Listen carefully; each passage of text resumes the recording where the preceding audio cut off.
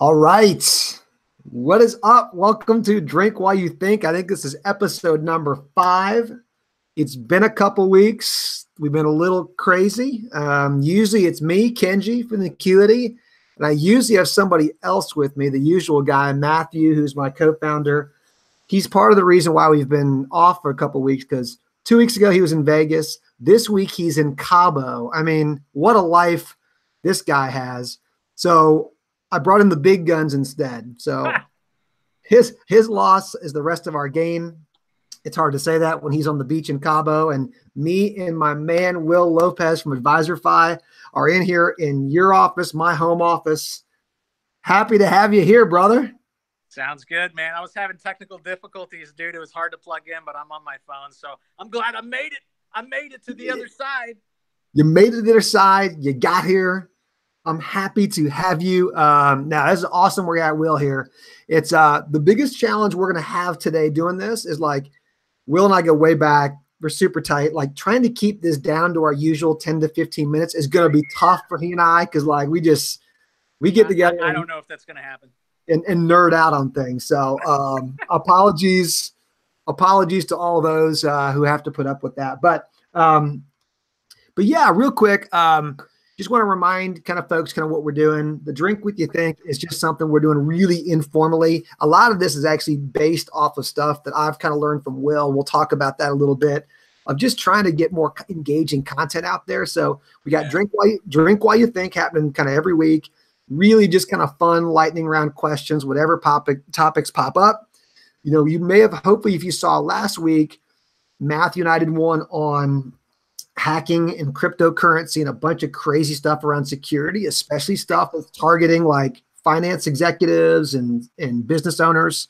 So if you had a chance, go back and check that out. That's a little bit of a longer form, kind of a webinar almost type. We kind of think of it like a modern webinar because webinars just sound lame and old and we're not doing that. So, and then the third one we haven't done yet, but we're looking forward to is we're trying to get people out there to send us some questions and just do some live video responses like, yeah, I had this problem using bill.com. Like, how do I fix that? Like, we'll respond back to you with a little video and just give it back to you. Maybe me, probably not. It'll probably be one of my awesome teammates, way smarter than me. So we're trying to get a bunch of things going. But like we said, this one's just kind of the fun one. So super, super pumped to have my boy Will here. Again, this guy is the most social, connected guy in the accounting profession.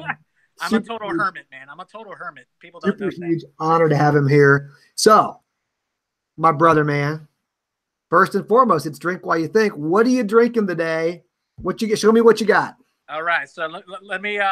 We got to do the official drum roll though. So I got the sound effects. Here we go. Oh, Blue Moon, baby. Blue Moon Belgium Light. Nice. I like it. That's always a quality one.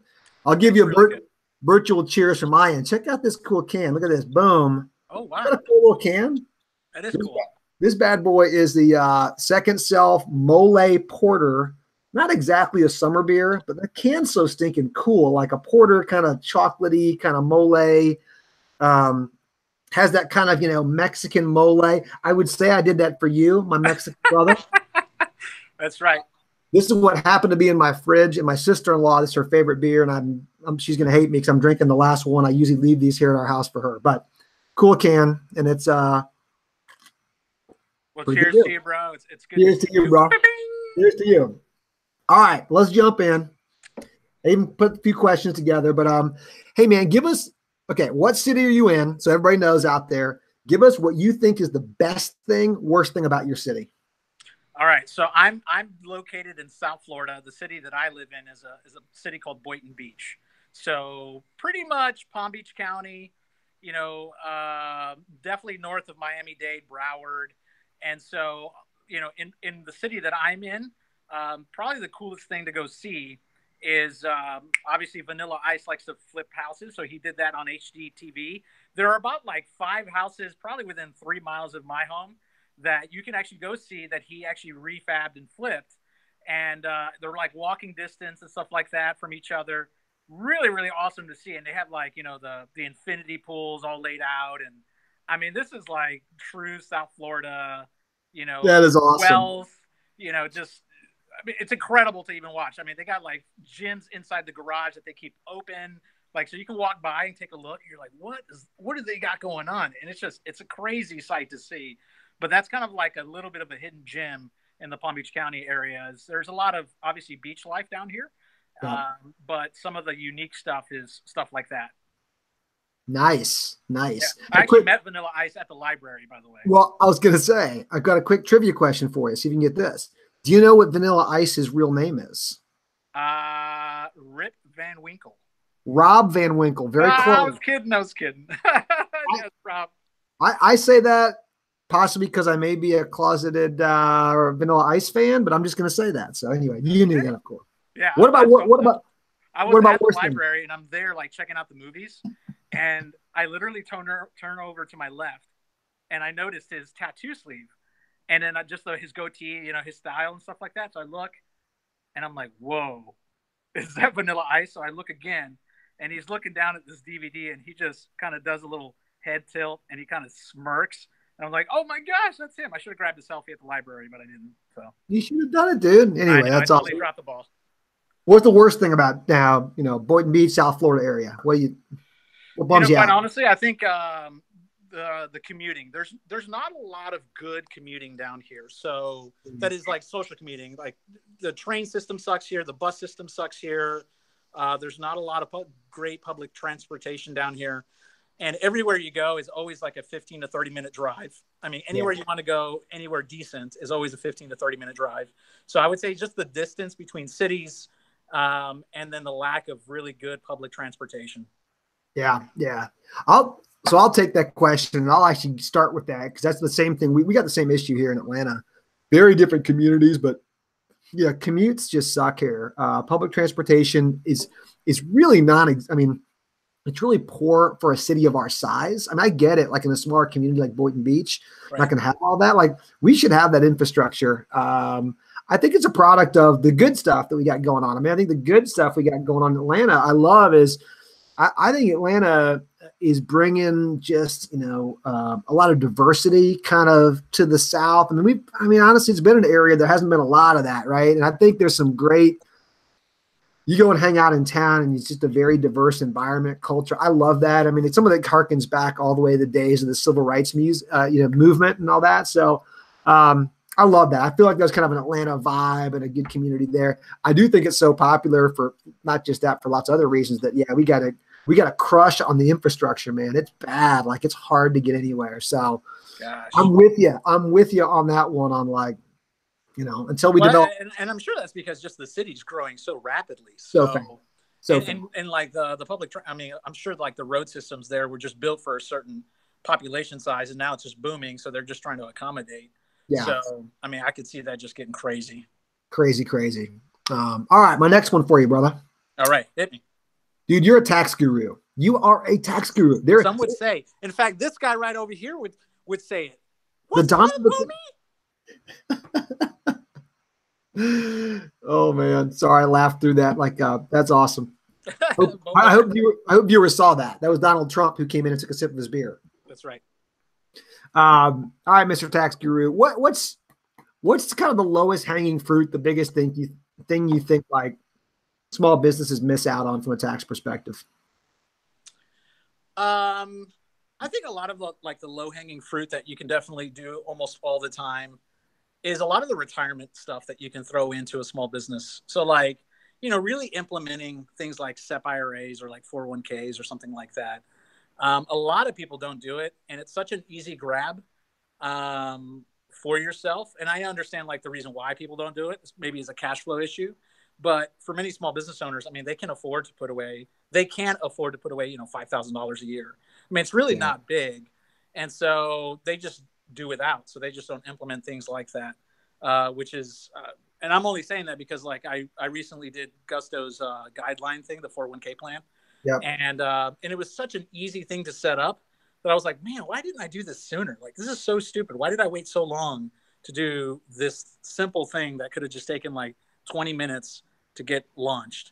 But I think that's like an easy grab for a business owner where you keep money in your own pocket. you save for retirement, and you get a deduction all at the same time. I mean, like, why wouldn't you do something like that? Yeah, I love that. That's a great one. You're, we don't do taxes. You've got way more depth on that one, but I love that. The one I would say is that, and this I mostly pick up from other people, tax professionals talking about it, is I always hear about how many unused tax credits there are out there just because people don't go after them. So, I mean, it's very dependent on where you live, but we see that a lot here in Georgia and Atlanta.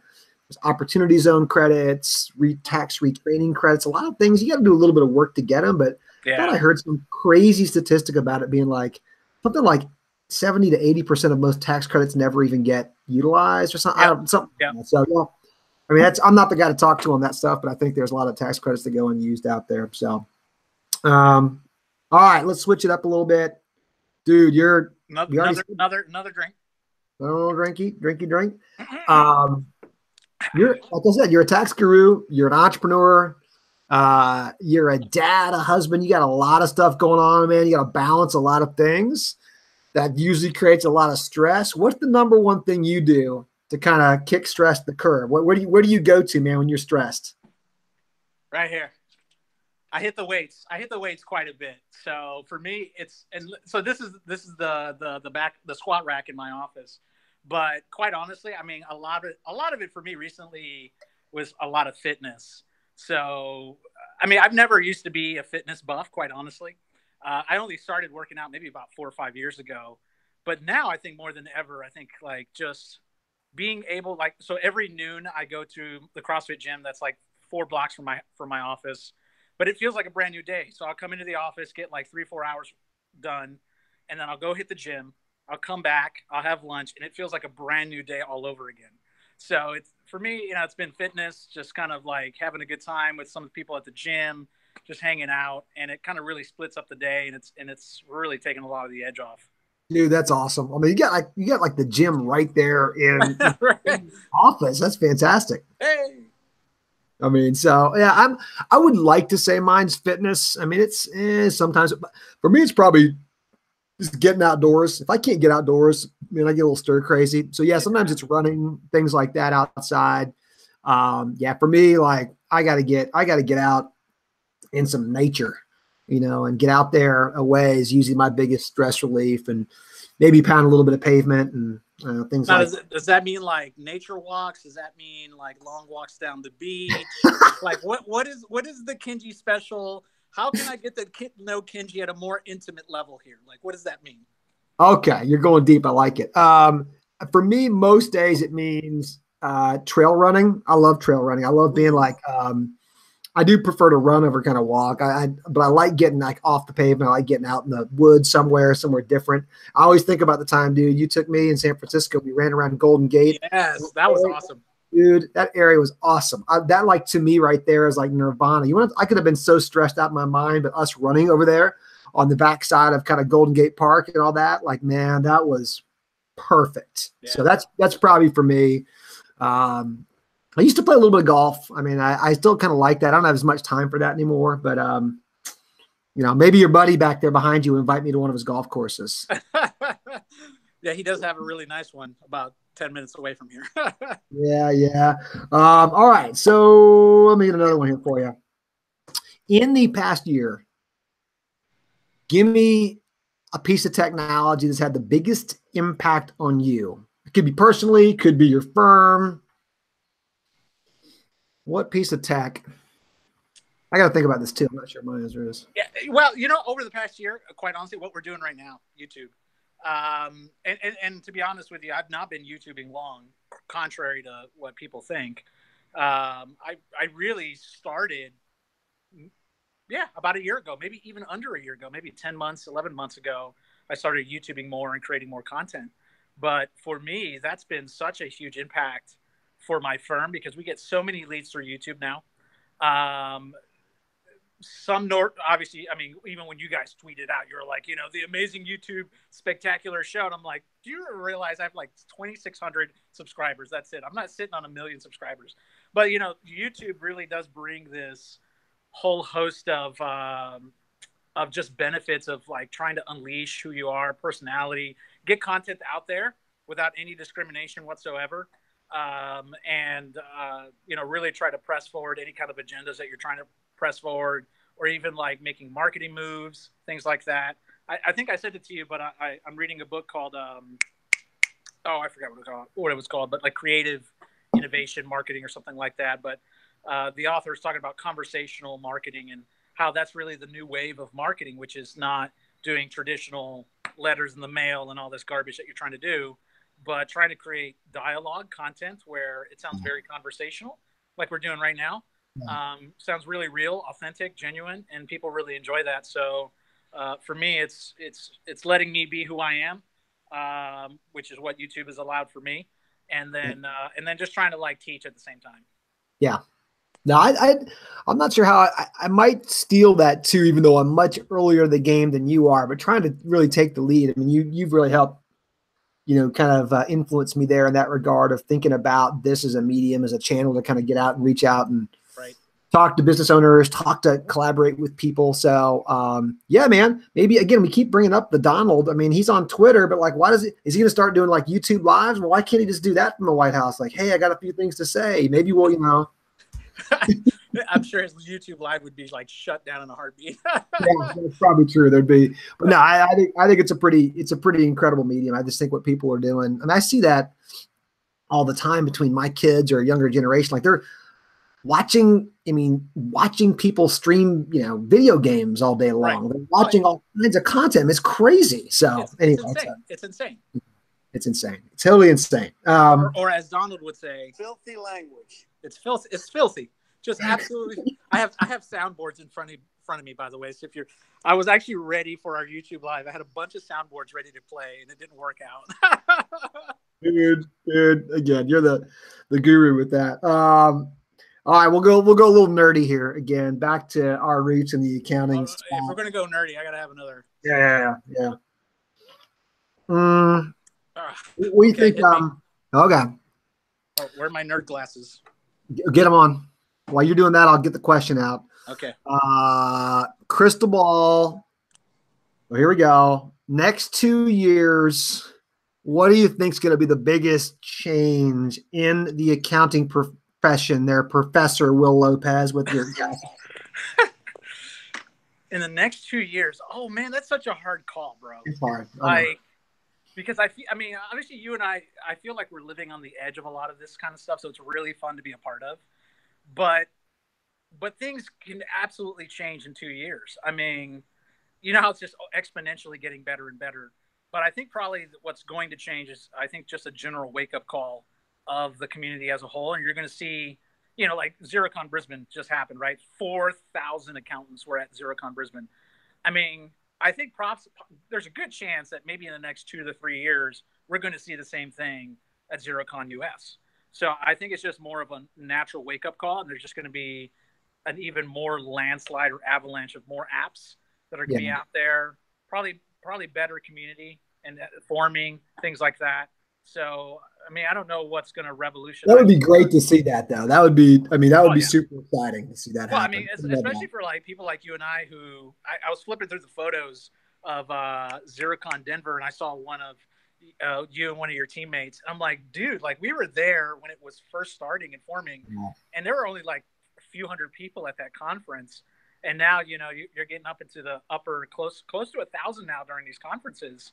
And I can't even imagine or even like fathom 4,000 people at a Xerocon. I'm like, what happened? This went from like a tight knit group to like 4,000 souls. It's getting huge. Yeah, that would be so great to see. And I agree. I think that's going to happen. I think the other thing, so I was thinking about this one, I hope happens, and I steal a little bit of this, or maybe the thought process from our buddy Blake Oliver. I heard him talking about this recently, but I think it's kind of like I like Blake a lot. Man, he's great. Man. He's awesome.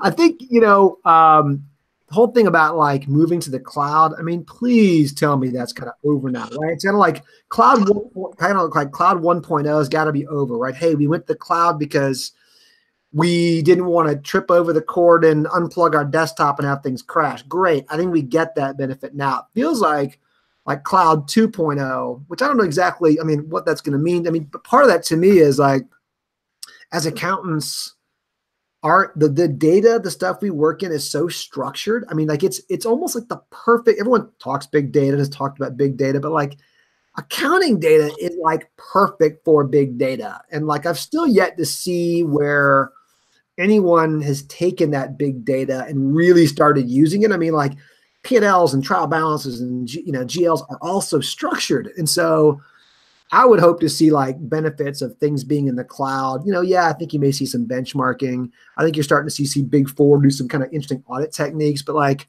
I hope to see more of that versus like the conversation of, hey, you can sign in and two people can work in the same account because use the cloud. Like, dude, I know that's been there for 10 years. Like, let's get kind of the next benefits of kind of cloud. Right. That's something I heard Blake and David Leary talking about to some extent. I'm like, yeah, that feels like we are due for some stuff like that. That and much bigger Xerocon parties, like you mentioned, got to be the future. Got to be the future.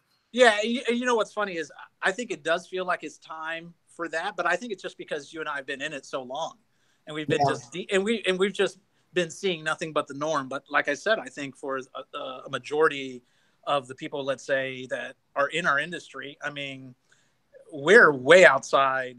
We're outliers, massive outliers. And so I think it's just going to be a more waking up conversation that's going to happen and kind of take the community as a storm. And quite honestly, we may not even get there for at least another 5-10 years. Yeah. But people like you and I mean, we'll just hang 10 and we'll be at the front of the surfboard while people are just waking up. Just waking up to paddle out there. We'll be out there. Right. All right. Couple more for you before we move it along. I'll flip it totally different gear. All right. You and I both dads. How old are your kids? So I have two boys. I have a 2.5-year-old, and I have an 8-year-old. Okay. Woo, yeah. So we're mine are boy and a girl, 16 and 13. So I'm in the teenage years. All right. So give me, at those ages, what is like the biggest like challenge like with kids of those ages where your kids are at? Like what's just like like you're just having to. Is it like is it screens? Is it I don't know. I'll tell you one that I recently experienced. So when you let me stay at your house and we had dinner with you, and I had dinner with your family, I'll tell you what, dude, it was so refreshing that your kids were actually able to have a conversation with you guys that I literally stood there and I was like, this is so great. They're not screaming. They're not like complaining. They're actually having a real human conversation. And it was just so refreshing. But I think at the ages that my boys are at, I think it's just getting past that whininess stage, the hey mom, dad, I need this stage, and like I came home and I told my wife Hannah, and I said, I was like, dude, Kenji's kids are so awesome because they can actually have conversations. But then I realized that, well, they're teenagers. So I'm like, oh man, I can't wait for that. But it's so funny. So it's so funny, like, cause, and maybe I figured something out here. Cause what I was going to tell you, our biggest challenge is at this age is getting them to talk to us. So maybe the answer is we got to bring you to dinner all the time. You got to hang out all the time and they talk. But I mean, it's just that's the teenage years. I mean, everything's like, hey, what's going on there? And they're like, nothing. No, everything's kind of very like at your age. I mean, yeah, they whine, but they want to talk to you a whole bunch. I mean, it's hard at the teenage years, but that's a good reminder of, yeah, we did do that. And maybe the dinner table is a good spot for that. And maybe, when they come home from school and dad's like, how was school today? They're like, bro, get out of my, hey, it's just probably the way it kind of goes, but things to look forward to for you, man. Let's see. All right, one more for you, and then we'll shut it down. Okay. Give me one secrets, talents that you have that like people just don't, be surprised. I mean, what, Are you talking about like secret talent in the sense of something freaky? The freakier, like I could double joint it or something like that. The freakier, the better. No, we're trying to get ratings. No, all right, whatever. I need another. Okay. Some secret Will Lopez talent that even though your life you've been very out there. Yeah. What do you got? I would say, so a lot of people don't know that I've been playing guitar since I was like 11. So I'm sure, I mean, obviously Tate Henshaw, right? So like he's a musician. So I've been a musician for as long as I could remember. My dad is a musician, and I mean, quite honestly, it's been a few years since I picked up a guitar, but like I grew up in my teenage years, and that's all I ever wanted to do.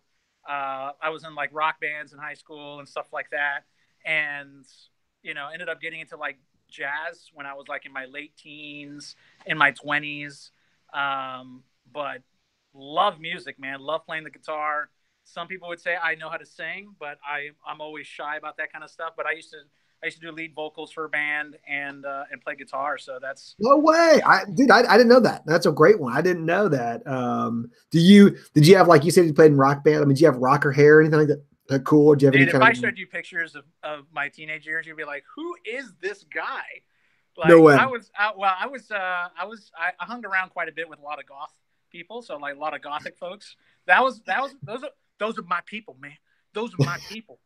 And and that's who I hung around with. Like they were my crew. I mean, I was like a Static X guy. I was a Korn guy. I mean, Green Day. I mean, those were my bands, and we used to do a lot of covers, and it was a lot of fun. So that's awesome. The gothic Will Lopez, the gothic Mexican. Can you imagine? This guy would have had a problem with it, right? Because that's right. 2 thumbs up for the gothic Mexican right there. This guy here would have loved it. That looks like maybe the logo for the gothic Mexican. That actually probably is the logo for the gothic Mexican. It could be. That could be you. All right, that was awesome. Mine is not that exciting. Oh, but, come on now. Now you need another. We need shots next time, not beers. We probably do. We got to go later episodes for that. We'll have some late night ones. We should do one at like midnight. We should. Okay, I'll give you. We'll finish up with mine. I can hold my breath for a really long time, like a really long time. Really? Yeah. By how long? Like, I mean, don't say 60 seconds, but like, seriously, how long? Last time we timed it out, we kind of did a little competition. I was with actually a bunch of other entrepreneurs, and like I ended up winning this competition. I was like over 5 minutes. No way. Yeah. 5 minutes. It's probably something, I've probably killed all the brain cells, it probably has something to do with that. Like I just don't have enough there to kill off, and I can go for the time. But yeah, it was kind of funny. I was at this conference and they were talking about breath control. I helped that I was a swimmer growing up. Swam, played some water polo back in the day. You sure they weren't talking about birth control, not breath control? I mean, only 2 kids. I mean, I guess it can't be that. Yeah. But no, it was, I can hold my breath for a really long time. Like everyone around me was like, what is going on? I'm like, yeah, and even like, it was funny. Like my wife heard later from some friends, like, do you know how long your husband can hold his breath for? I'm like, listen, if you got to have a skill, I guess. I mean, maybe we're stuck in, in the future in some underwater layer. We got to escape Titanic or something. I don't know. I mean, you can guarantee at least 5 minutes. I can get out. So that's what I got, man. That's what I got. That's awesome. Well, dude, I appreciate you coming on, even though Matthew's off, again, vacation. Yeah, maybe, I'm hoping he stays off and I just take over. Yeah, let's take over. I mean, Matthew. He's in Cabo and he's in Vegas, and so he doesn't apparently want to work much. So I mean, I gotta work hard like this with somebody. So he realizes the cloud also works in Cabo.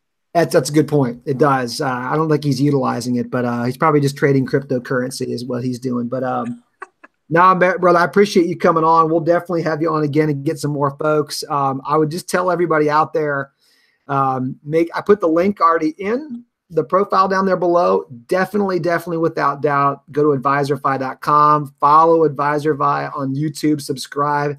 Will's stuff is awesome. It's hilarious. It's informative a little bit. It's hilarious always.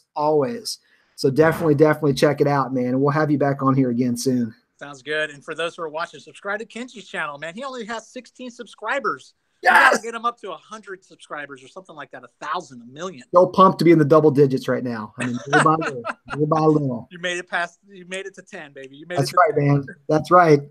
Appreciate you, brother. All right, man. Weekend, man. Good to see you again. Good to see your face. Stay classy, brother. Stay classy. We'll catch you soon. We'll see you next time. See you, bud. Bye.